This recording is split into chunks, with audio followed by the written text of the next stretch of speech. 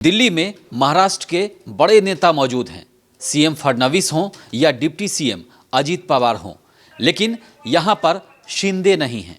एकनाथ शिंदे जो deputy CM हैं, पहले वहाँ के सीएम थे, मुख्यमंत्री थे, चुनाव के बाद डिप्टी सीएम बनाए गए। अब सवाल ये है कि शिंदे दिल्ली में क्यों नहीं हैं? आखिर ऐसी क्या वजह है कि वो दिल्ली में नहीं हैं? हालांकि इस पर अजीत पवार ने आज कहा है कि शिंदे जो हैं वो किसी वजह से नहीं आए होंगे और महायुति में सब कुछ ठीक ठाक है। लेकिन क्या सब कुछ ठीक ठाक वाकई में है? क्योंकि शिंदे दिल्ली आने वाले थे, दिल्ली उनको आना था, लेकिन अचानक वो दिल्ली क्यों नहीं आए? अभी तो बीमार भी नहीं हैं, तो कम से कम ये बहाना तो बिल्कुल नहीं चल सकता कि वो उनकी तबीयत ठीक नहीं है और वो दिल्ली नहीं आ पाए। तो कहीं ना कहीं संभावना नाराज़गी की भी बताई जा रही है। अब शिंदे नाराज़ क्यों होंगे?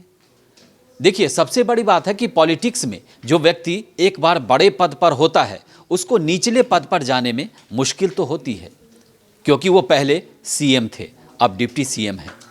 तब फडणवीस उनके डिप्टी सीएम थे और वो सीएम थे, लेकिन अब फडणवीस उनसे उनके मुख्यमंत्री हैं। लिहाजा हर काम काज का लेखा जोखा अगर मुख्यमंत्री चाहें तो अपने डिप्टी से मांग सकते हैं, उनसे बात कर सकते हैं, उनसे पूछ सकते हैं, मतलब कि मुंबई के बॉस सीएम ही हैं। अब सवाल ये है कि आखिर शिंदे नाराज किस बात पर हैं? तो एक सूत्र से हमने बात की जो शिंदे की पार्टी से उनका बहुत करीबी रहा है, तो उनका ये कहना है कि शिंदे मंत्रालय को लेकर नाराज़ है। बाकी कामकाज के जो तौर तरीके हैं उससे भी बहुत ज़्यादा खुश नहीं है। उस पर तो हमने पहले ही आपको बता दिया कि चूँकि वो सीएम रहे हैं और डिप्टी सीएम की अभी के हैसियत में वो हैं वहाँ पे, तो इसमें परेशानी होगी, क्योंकि बहुत सारी चीज़ें होती हैं, प्रोटोकॉल बदल जाता है, उसके बाद आपका स्टाइल बदल जाता है, बातचीत का लहजा बदल जाता है, जगह बदल जाती हैं और बहुत सारी चीज़ें हैं जो बदलाव शिंदे के साथ अचानक से हुआ है कुछ ही दिनों के भीतर में।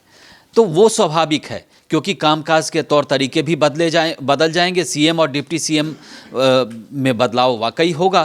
तो एक परेशानी तो ये है। दूसरा कि मंत्रालय को लेकर के भी अभी तक शिंदे खुश नहीं हो पाए, क्योंकि उनको जो ऑफर किया जा रहा है वो शहरी विकास विभाग है, उसके अलावा कोई बड़ा मंत्रालय नहीं है। हालांकि उनके खाते में 11 मंत्रालय जा सकता है। महाराष्ट्र में कुल 43 मंत्री बनाए जाएंगे, जिसमें शिंदे गुट को 11 जा सकता है। 22 बीजेपी अपने पास रखेगी और शिवसेना और एनसीपी के पास 10 सीटें जाने का अनुमान है, जो अजीत पवार एनसीपी के नेता हैं और डिप्टी सीएम भी है इस समय। तो सबसे बड़ी बात है कि जो उप मुख्यमंत्री हैं दोनों, उनके विभागों में जैसे अजीत पवार को हो सकता है कि उनको वित्त मंत्रालय दिया जाए और उसके अलावा छोटे छोटे मंत्रालय दिए जाएं, क्योंकि बीजेपी अपने पास वहाँ पर गृह मंत्रालय रखेगी, उसके अलावा जो बड़े मंत्रालय हैं वो अपने पास रखेगी। तो फार्मूला ये है कि डिप्टी सीएम मतलब अजीत पवार और शिंदे गुट को एक बड़े मंत्रालय एक और उसके अलावा छोटे छोटे मंत्रालय दिए जाएंगे।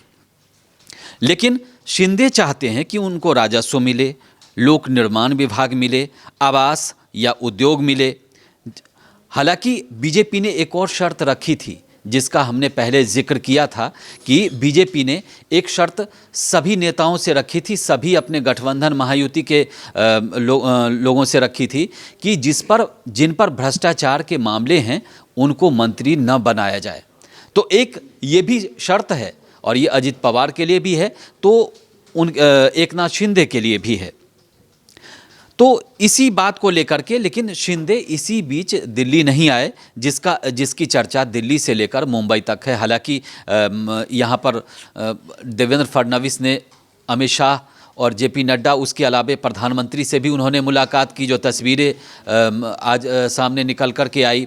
अजीत पवार भी मिले, तमाम चीज़ों पर चर्चा हुई। लेकिन ये कैसे हजम हो सकता है कि डिप्टी सीएम और सीएम दिल्ली में हों और एक डिप्टी सीएम जो हैं वो महाराष्ट्र मुंबई में बैठे हुए हों। तो वजह तो कुछ ना कुछ है, क्योंकि उनके नहीं आने का कोई ठोस वजह अभी समझ में नहीं आ रहा। हालांकि अजीत पवार ने बड़े अच्छे अंदाज में कहा कि सब कुछ ठीक ठाक है। तो सब कुछ ठीक ठाक है, लेकिन इसी बीच कुछ कुछ खबरें आती रहती हैं, लेकिन नहीं आना तो ऐसा माना जा सकता है कि ठीक नहीं है, इसीलिए वो नहीं आए।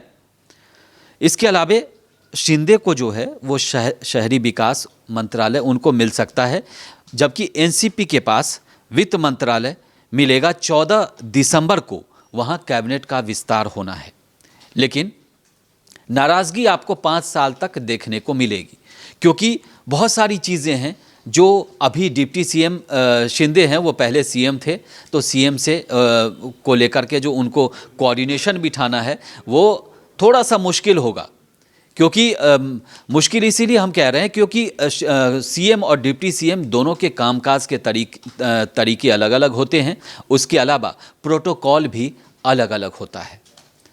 तो ये जो खींचतान चलेगी वो चलती है गठबंधन में। कई बार आपने देखा होगा, बिहार में भी देखने को मिला कि कई बार होती हैं चीज़ें। बिहार में तो सत्ता ही बदल जाती है। एक सीएम मुख्यमंत्री नीतीश कुमार कभी आरजेडी में, कभी आरजेडी के साथ तो कभी बीजेपी के साथ। लेकिन महाराष्ट्र में कम से कम ऐसा नहीं होगा, और ऐसा इसीलिए नहीं होगा कि बीजेपी अकेले वहाँ पर बहुमत से बहुत करीब है।